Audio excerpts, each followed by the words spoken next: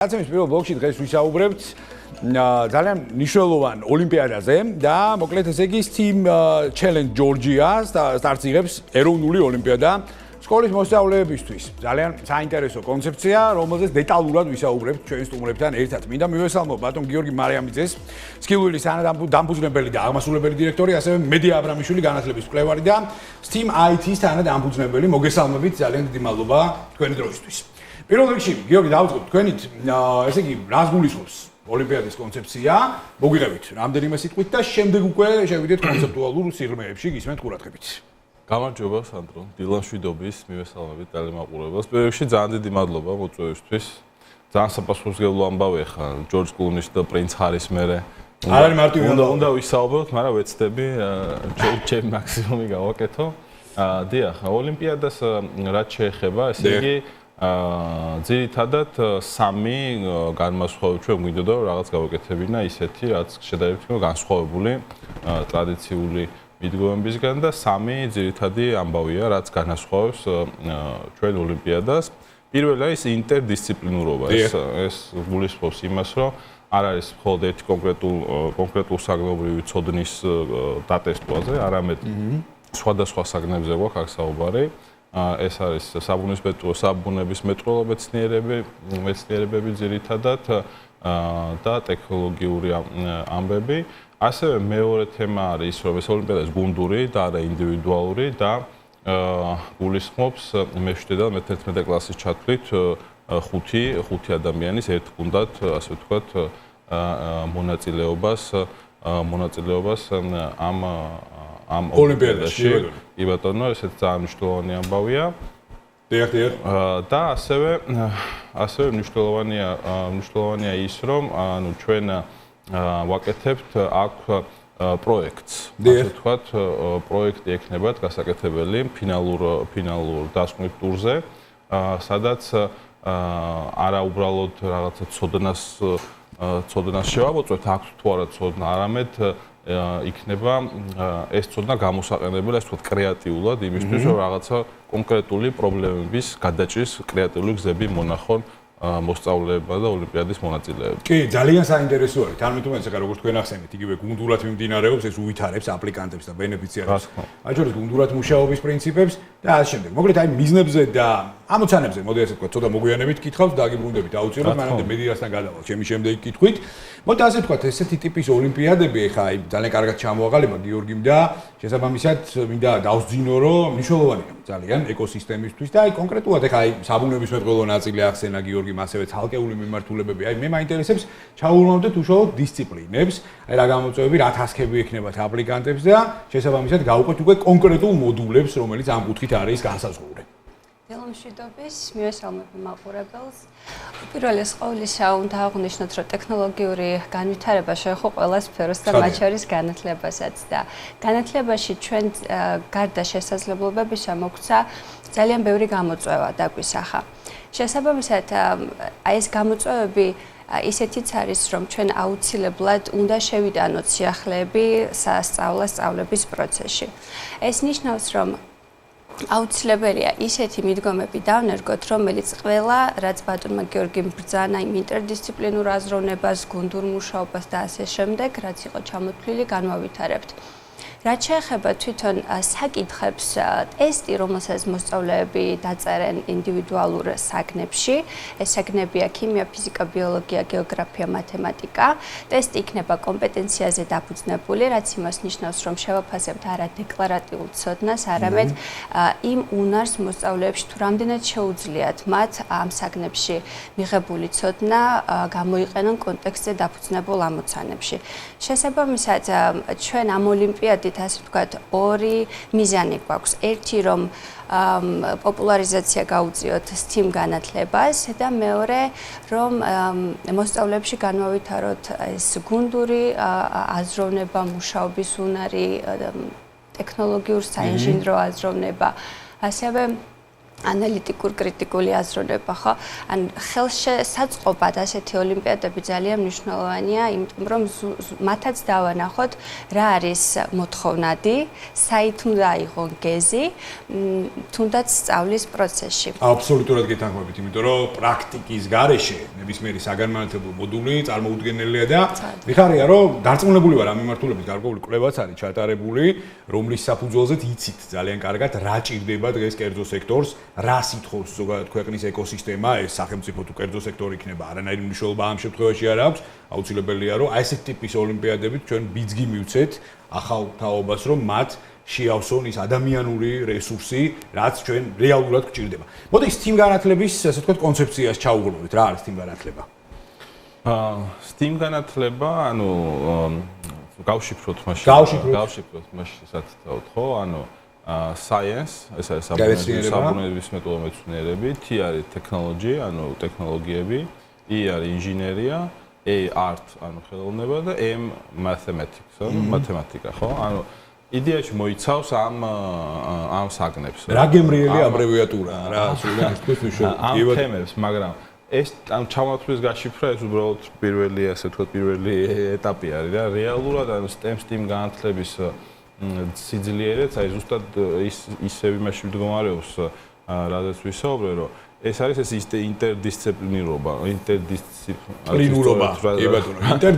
რაც არის, ხო, შეგვიძლია რაღაცა სკოლაში იყოს მასწავლებელი, რომელიც ასწავლოს ბიოლოგიას, მასწავლებელი, რომელიც ასწავლოს მათემატიკას და ისე თავის ცხოვრობენ, საერთოდ არ ლაპარაკობენ ერთმანეთთან და აი STEM განათლების მიდგომა არის, რომ ესენმე ლაპარაკობდნენ ერთმანეთთან და რაღაცა კვეთები უნდა გქონდეთ, იქნება ეს გეოგრაფიაც თუ ანუ საბუნებისმეტყველო საინსში შედის, აი ეს საგნები აი მათ მასწავლებლებს ერთმანეთთან რაღაც უნდა გქონდეთ კვეთა, უნდა გქონდეთ ლაპარაკი და უნდა რაღაც project based learning-ი ეგრეთ წოდებული, ასევე მოიაზრება, ანუ STEM განათლების ნაწილი არის, სადაც ეს აი თქვა ბიოლოგიის და სხვა კიდევ ვთქვათ გეოგრაფიის მოსწავლეები რაღაცა ერთად რაღაც პროექტზე მუშაობენ და ამას ერთად აკეთებენ. მოკლედ ანუ რო კვეთა აქვს რა კავშირი აქვს ამასთან ერთმანეთთან რაღაცა მარტივი მაგალითი შეგვიძლია ვთქვათ მოვიყვანო ადრე ვსაუბრობდი რაღაცა ხეთების ისტორიაზე ჩვენ გვისაუბრია ჩემმა შვილმა ერთხელ მკითხა რომ ისო ამა ახეთების ისტორიას რომ მასწავლე, ვაფშე ეს ცხოვრებაშიო, რამეში გამოვდგომია, დაგჭირვებიაო, იმიტომ რაღაც უბრალოდ მოცემეთქი ამ მამა. არა, მაგრამ ამ ამბად რო იცოდე, მაინც წაიკითხეთ ხო, მაგრამ ამას თუ რაღაც კონტექსტში ჩასვავრო, თქვათ ამ ხეთებს რაღაც რა გამოწვევები ჰქონდათ, რაღაც ინჟინერიის ამბავში, როგორ იყვნენ განვითარებულები, რაღაც რა ტექნოლოგიას ფლობდნენ იმ დროს და შეიძლება ამ სხვადასხვა ინტერდისციპლინარულად მოტანენ, შემოტანეთ ეს ხეთების ამბავით, რაც სხვანაირად საინტერესო გახადო და სხვა მნიშვნელობა მიანიჭოდა. სწორედ ამას ულისხმობს და რა მაგარი რემარკა. ხეთები და შუმერები სხვათა შორის იყვნენ პირველი სტარტაპერები ალბათ. თამამად შეიძლება ითქვას მედია მაგარი რემარკა იყო ძალიან. მადლობა გიორგი. მედია როდიდან იღებს სტარტს ოლიმპიადა და მაინტერესებს ახლა გვიყურებს ძალიან ბევრი ადამიანი და გვაინტერესებს ყველას ვის შეუძლია ამ ოლიმპიადაში მონაწილეობის მიღება, როგორ არის განსაზღვრული თვითონ აპლიკანტების მიმართულება, საპრიზო კომპონენტებიც, რაც ძალიან მნიშვნელოვანია, ეს ყველაფერი რომ ესე ვთქვათ ჩამოთვალოთ, აი როდიდან იღებს უპირველეს ყოვლისა სტარტს. რეგისტრაცია უკვე დაწყებულია. გაგრძელდება 18 მაისის ჩათვლით. პირველი ტური გაიმართება უკვე 24 მაისს მთლიანად ონლაინ ფორმატში. გუნდები, სკოლები არ არიან შეზღუდულები თუ რა რაოდენობის გუნდებს წარმოადგენენ, თუმცა ჩვენ აქ გვაქვს ასეთი შეზღუდვა, რომ აუცილებლად გუნდში უნდა იყოს 5 მოსწავლე და 5 მოსწავლიდან თითო უნდა წარმოადგენდეს მე-7-დან მე-11 კლასის ჩათვლით რომელიმე კლასს და თავად სკოლას უტოვებთ იმ თავისუფლებას, რომ განსაზღვრონ რომელი მოსწავლე რომელ საგანში ჩააბარებს გამოცდას. გამოცდაში გულისხმობთ ამ კომპეტენციაზე დაფუძნებულ ტესტს. ასაკი თუ არის შეზღუდული? არა, აუცილებელია რომ მოსწავლე ირიცხებოდეს მე-7 კლასში და მე-7-დან მე-11 კლასის კლასის მოსწავლეებს წარმოადგენდნენ. აი შეგვიძლია თუ არა მაგალითად აი მოვყვეთ გარკვეული კონცეპტით, აი რა ტიპის ტასკები იქნება რეალურად, რა ტიპის გასაგებია გუნდური მუშაობა. გასაგებია ამ შემთხვევაში ის დისციპლინები, რაც არის განსაზღვრული და აი ხა ბატონმა გიორგიმაც რო გაშიფრა ეს აბრევიატურა, ხო ხა მაგიტო აღმომხდა მეც რომ ახლა გემრიელი აბრევიატურა, რატო? იმიტომ რომ აქ არის რეალურად დოვლათიც, ფულიც, ეკონომიკური განვითარებაც და ყველაფერიც, ხო? რისი დეფიციტით სამწუხაროდ წლების განმავლობაში იყო საქართველოში და კარგია რომ აი ესეთი აქტებით ამას ვასტიმულირებთ დღეს, იმიტომ რომ უნდა გავაცოცხლოთ ბოლოს და ბოლოს, გავუკეთოთ რომანტიზება მათემატიკას, ფიზიკას, საბუნებისმეტყველო მეცნიერებებს და ასე შემდეგ.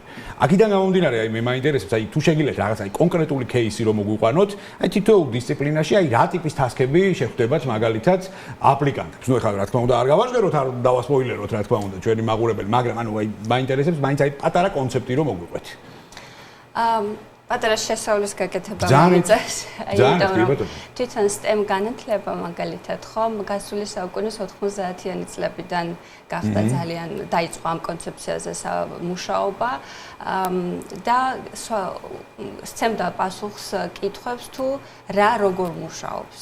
ხოლო უკვე დაახლოებით 20 წლის შემდეგ აი ამ არცის ხელოვნების და შემოქმედებითობის ჩამატება გახდა საჭირო და როგორც მისი ასე ვთქვათ ამ კონცეფციის შემქმნელი ამბობს ამ STEM განათლებას უნდა უკვე ეპასუხა კითხვებზე ვინ აკეთებს და რისთვის აკეთებს. შესაბამისად, ჩვენი დავალებები განსაკუთრებით ფინალურ ეტაპზე იქნება ზუსტად შემოქმედებით კომპონენტზე დაფუძნებული და ძალიან დიდ მნიშვნელობას მივანიჭებთ იმას, თუ როგორ შეძლებენ, რამდენად შეძლებენ მოსწავლეთა გუნდები გამოავლინონ მათ შემოქმედებითი უნარი. რაც შეეხება თქვენს კითხვას, რა ტიპის საკითხები იქნება აუცილებლად მიუხედავად იმისა, რომ თითოეული მოსწავლე არ აქვს განსაზღვრული საგანი და ყველა შეუძლია აირჩიოს, ხომ?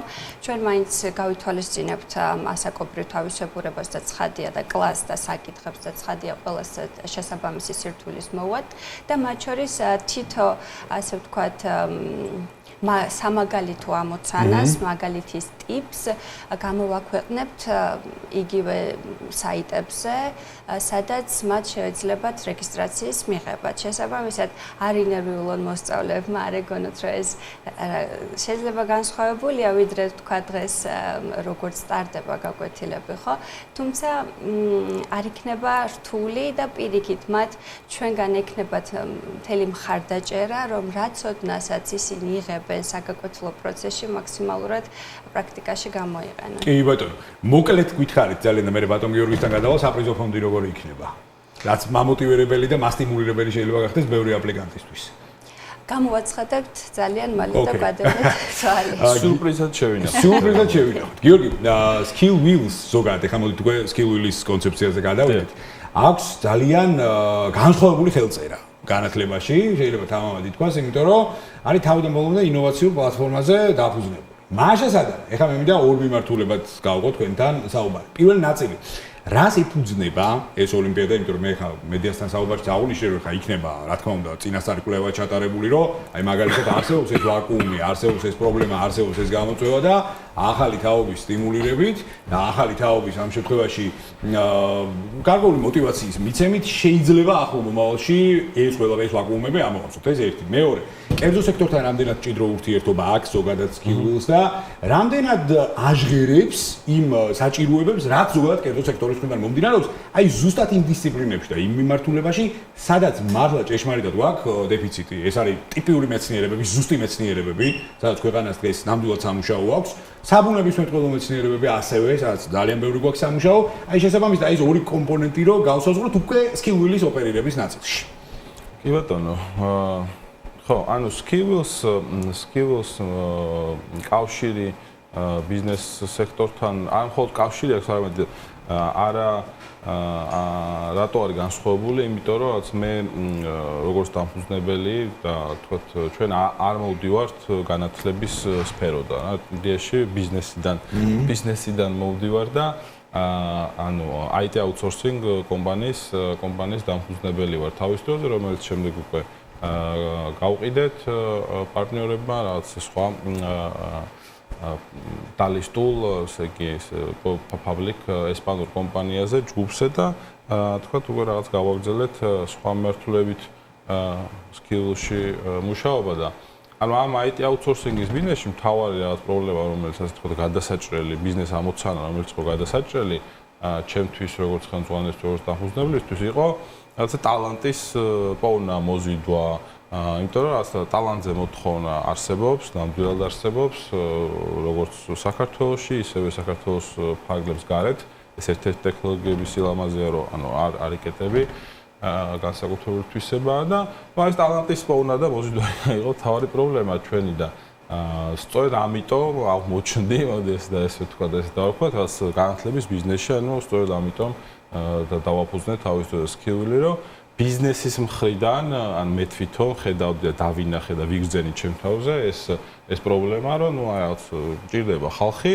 რომელიც ეს ხალხი თუ მეყოლება, ბიზნესი განვითარდება, გაიზრდება, ფულს დაწერს და ასშუნე, მაგრამ მიჭირს ამ ხალხის პოვნა და სწორედ ამიტომ შევქმნით სკილი, რომ ეს ყველაფერი გაგვევითარებინა. ამიტომ ბიზნესშივე იღებს სათავეებს სკილი და ანუ ჩვენი ასე თქვა სლოგანია, რაც ისწავლე, რაც მართლა გამოგადგება და ამ გამოგადგებაში სწორედ ამას გულისხმობ იმას, რასაც შრომითი ბაზარი ეძებს და რაც შრომითი ბაზარს დღეს ჭირდება და ეს ცალსახად არის საბოლოო ჯამში უკვე რაღაცა ტექნოლოგიური და ინჟინერული მიმართულება, რომელიც რაღაცის შექმნას ემსახურება რა და რაც შეეხება უკვე STEM-ს, ანუ STEM-ის შემთხვევაში ჩვენ უფრო რაღაცა შევეცადეთ და ჩვენი სურვილი და მიზანია, რომ უფრო ადრეული ასაკიდან ვიმუშაოთ ამ მიმართულებით.